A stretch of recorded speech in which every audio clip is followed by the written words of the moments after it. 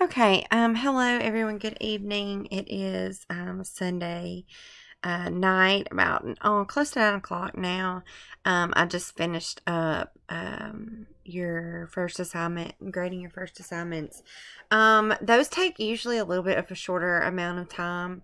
I usually try to get those turned back around within like 2 days time, since it is a shorter piece. But I did want to make just a quick statement about turnaround time. I teach two English 102s, one online, which is what you guys are in, and one in-house at my school that I teach at.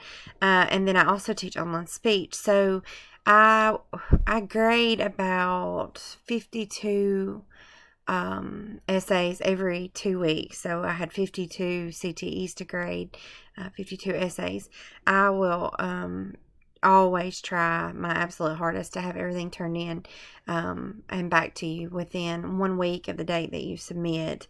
But if I'm ever dragging a little bit, then you'll know that that's why. That I have quite a bit of grading, and I try to be very thorough because I feel like it's really important for you to know what you're doing wrong so that you can grow and develop as writers, especially since we don't get to see each other face to face, so that I can't kind of sit down and point things out with you. I want to make sure that you understand why you get the grades that you get, and why you and what you can do to improve your grades. I want to point you in the right direction. So please, that being said, please take the time to go in and look at your feedback.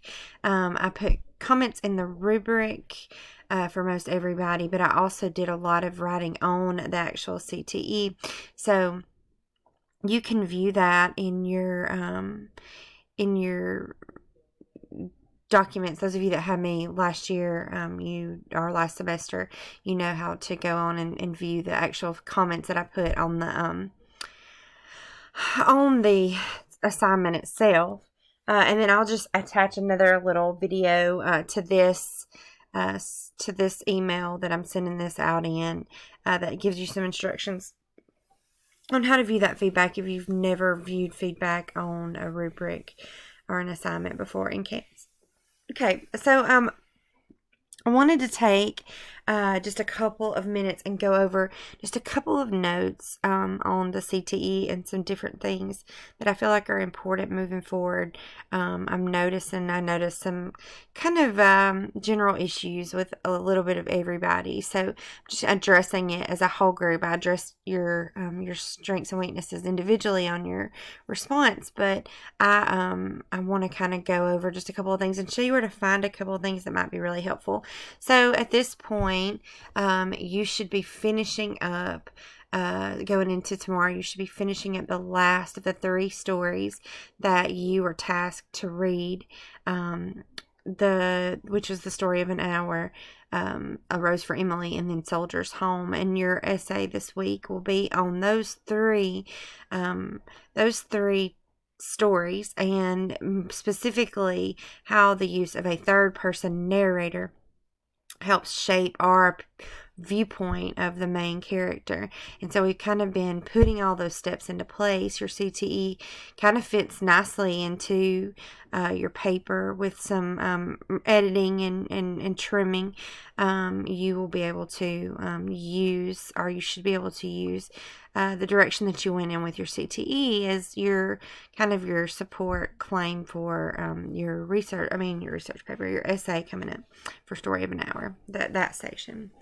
Okay, so I wanted to show you a couple of things.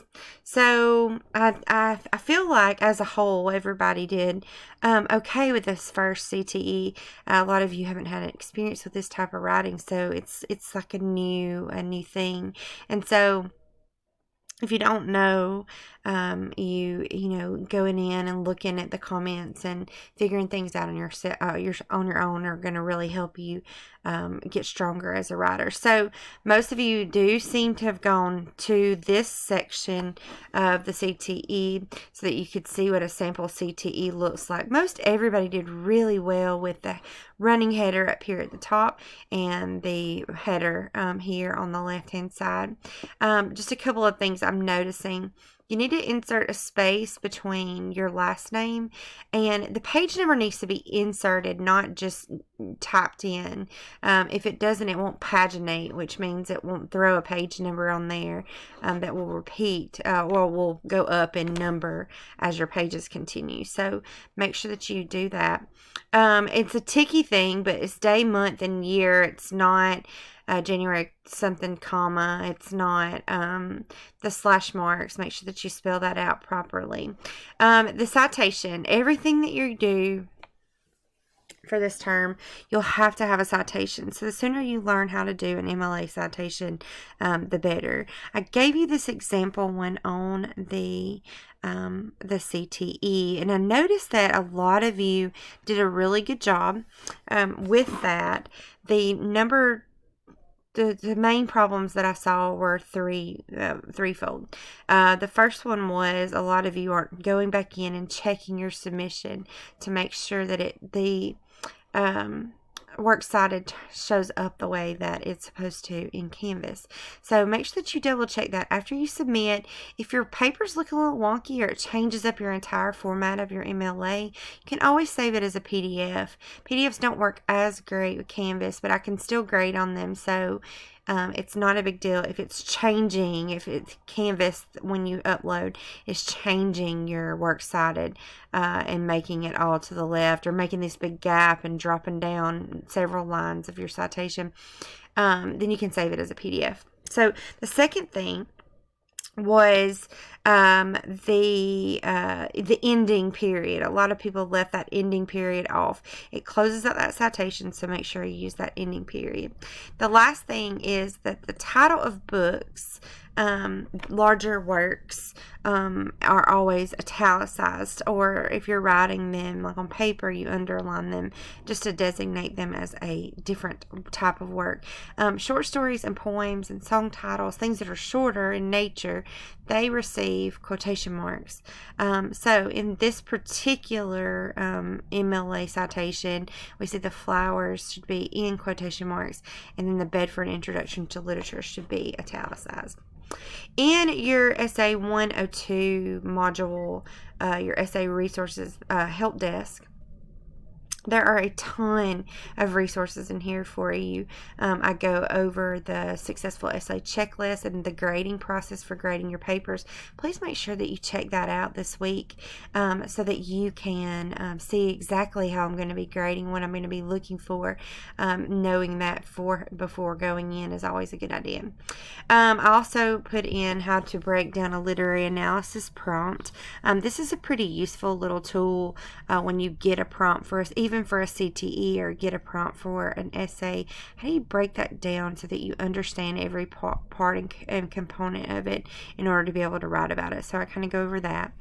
This right here, creating a quote sandwich, is a really helpful tool. I give you a list of reporting verbs and show you how to successfully integrate quotes using a method that we call the quote sandwich. So it's like two pieces of bread, and then you have your quote, your meat in the middle, which is your quote. And then document specifications, how to develop thesis statements. And I gave you some student work samples to show you some introductions and conclusions and that kind of thing. On this document specifications, looks like this, and I think it's like 5 pages long. There is a lot about MLA and citation basics. At the bottom here is what I really wanted to point out.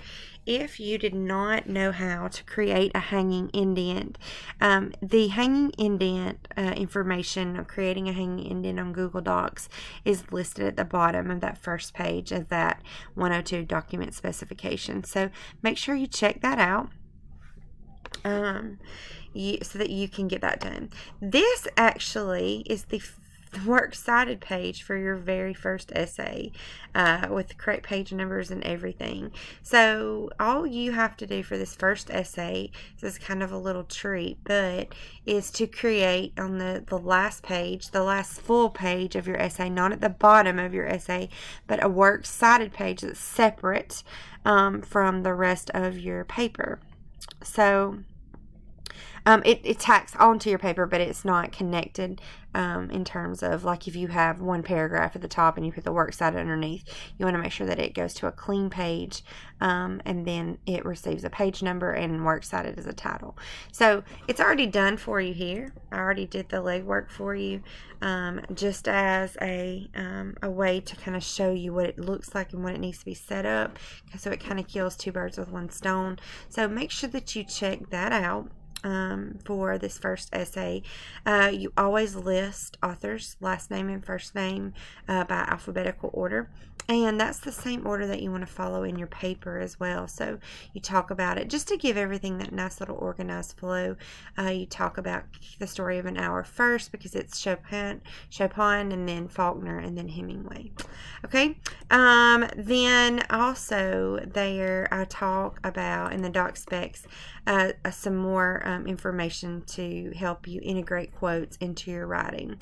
So you cannot just drop a sentence in and expect it to stand on its own. It's not strong enough to stand on its own without a proper setup and proper explanation. And so that's what the CTE is kind of teaching you how to do, is to develop a claim, find your evidence, set up your evidence, and incorporate it into your own writing, and then explaining it. So you'll do that for your paper as well.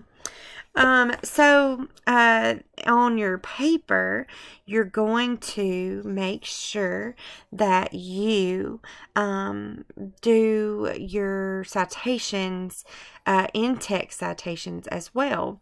So when you are writing your first paper, this is what a quote should look like folded in properly to your essay. So we see here there's no quotation marks. So this is the writer's words. The speaker is mystified by her sleeping baby whose, and then moth breath flickers among the flat pink roses from Sylvia Plath's poem. So it gets quotation marks. Okay.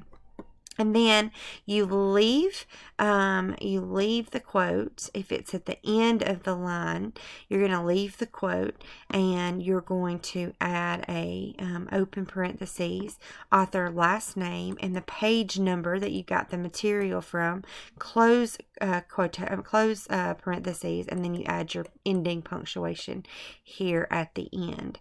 Okay, so you will do that with every quote that you stick into your paper, which you're asked to do 6 for this upcoming. I'm sorry, my brain. I just lost my train of thought. You're asked to do at least 6 quotes in your essay coming up. So you'll do it at least 6 times, if not more. So you make sure that you do not have your ending punctuation for the sentence comes after the in-text citation. Okay. All right. So that was one thing that I wanted to make sure that I pointed out. The other thing I wanted to make sure that I showed you is, let's see, I did incorporating quotes, commas inside quotation marks. Let me pull up and I'll use one of my other students here. Let me see if I can find one really quick without having to do a lot of looking around. No. So let me get a Google Doc really quick. Sorry, give me 1 second. I thought I would just be able to pull it up since so many people are making that same error. But it's not going to be the case today. So, commas. If you're writing a sentence, and let's just say and I'm just making one up here, okay? The author said, Mrs. Mallard. Let's do something different.